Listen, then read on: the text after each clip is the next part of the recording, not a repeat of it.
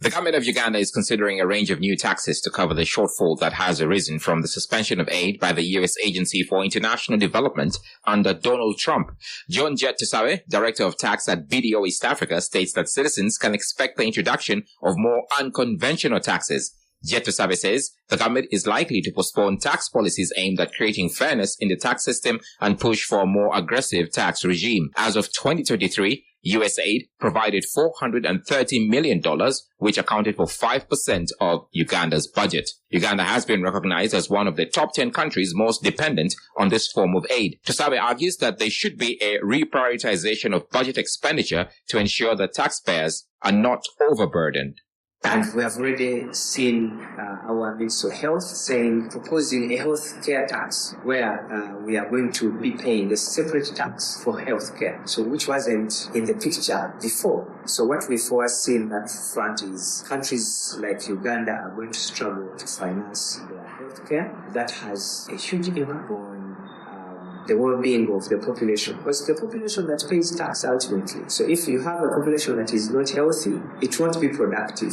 It won't be able to pay the taxes. It won't be attractive for investment. There's need to reprioritize our expenditure.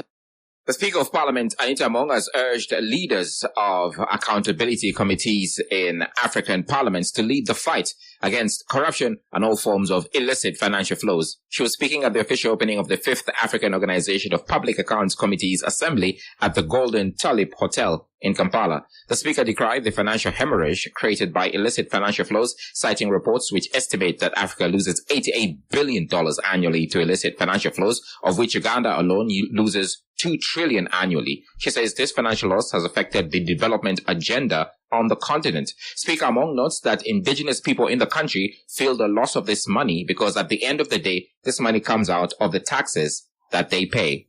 In Africa, it's not because we are poor. We have it all. If we really utilize what we have, we wouldn't be getting money from the foreign ones.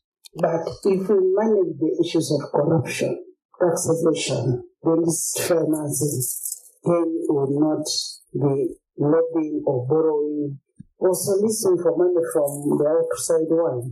And I want to request the chairpersons of Africa,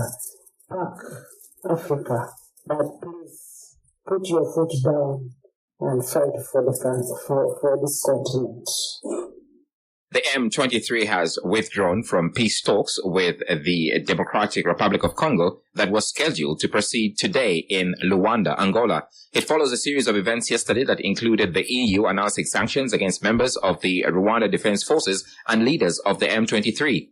Earlier in the day, Rwanda announced it was severing diplomatic ties with Belgium, accusing it of wrongfully mobilizing the international community to accuse Kigali of fueling the conflict in DRC. In a seemingly retaliatory action a few hours later, the EU issued restrictions against Bertrand Bisimwa, the political head of the M23, Major General Ruki Karusisi, a member of the Rwandan army. Also sanctioned are John Bosco Nzaponimpa Mupenzi, the deputy head of finance and production in the M23, and Joseph Musanga Bahati, the M23 governor of North Kivu. Announcing their suspension from the talks mediated by Angola, the Congo River Alliance coalition led by the M23 accused certain international institutions of deliberately undermining peace efforts in the DRC and obstructing the much anticipated talks.